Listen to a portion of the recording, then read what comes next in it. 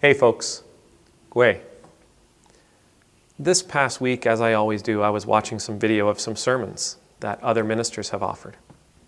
And what I'm finding in myself as I watch these sermons week in and week out,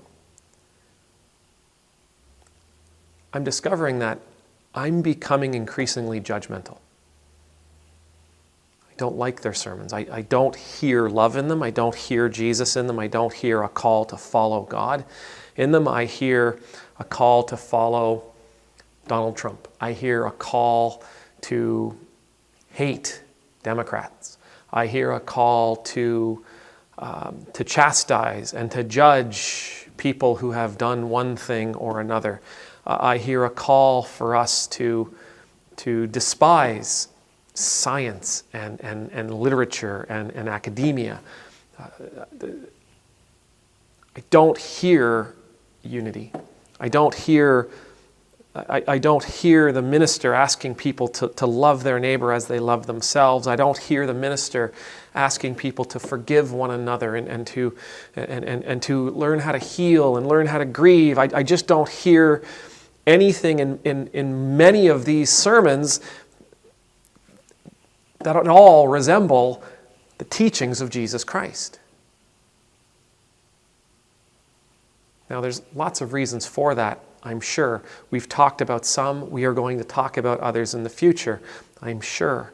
But this past week, after talking with my wife, what I've come to, the slippery slope that I've discovered myself walking, has been calling their faith into question. Now, I know that may sound weird to many of you. It may sound strange to you. No, it's okay to judge that. They are being such and such, or they are doing such and such, and it is wrong, and it isn't Christian. And it may not be. But I do believe strongly in the power of grace. God's unbelievably massive amount of love extended upon all who believe in God, all of God's children. Not because they've done something, not because they've said something, not because they live in a particular way, not because they are particularly pious and holy, but because God chooses to extend that love.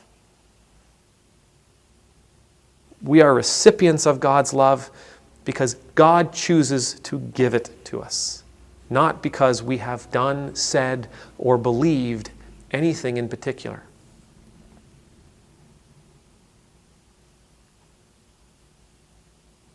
And if I truly believe that, then who am I to call into question who any of these people are or what they believe or what faith they have? They're children just like you and I. They're wandering just like you and I. They are seeking just like you and I. They are longing for God just like you and I. It may look completely different. It may look completely wrong. We may see it as completely destructive, unhealthy, unloving. We may see it to be unchristian.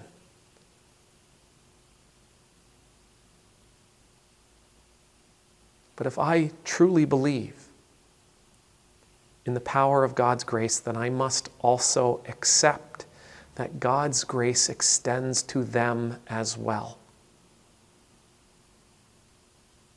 If I believe God's grace extends to all the people that I continuously think and say that God's love extends to, then I must believe that God's grace, God's unbelievable love extends to them as well.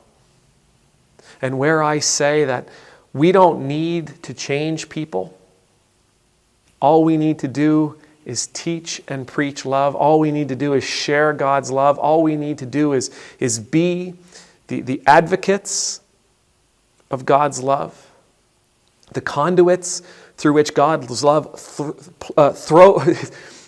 the conduits through which God's love pours out into this world.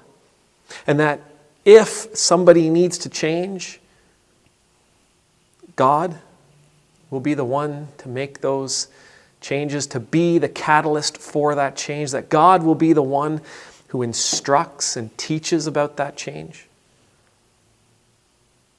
then I have to believe that God will do the same for them as well. Otherwise, I'm putting a limit on God's grace, just as others put a limit on God's grace. I am the one putting a limit on what God will and will not do in somebody's life, just as others put limits on what God or will not do in some people's lives. God is limitless. God's love is boundless. God's grace is amazing. No one exists outside of it. Not one. That doesn't matter if they're on the left or if they're on the right. It doesn't matter if they're a fundamentalist. It doesn't matter if they're New Age. It doesn't matter if they're a conservative. It doesn't matter if they're a liberal. It doesn't matter if they're awoke or happily asleep. It doesn't matter if they're a Republican or a Democrat. It doesn't matter where they find themselves on the latest hot button political issue. God's grace is there for them.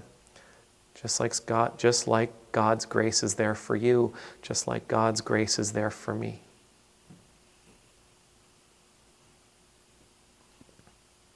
May the Lord bless you, may the Lord keep you, may the Lord's face be made to shine upon you and be gracious to you.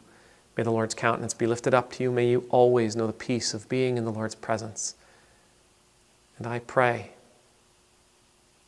you will pray for me as I walk that slippery slope, that your prayers will pull me right back off of it.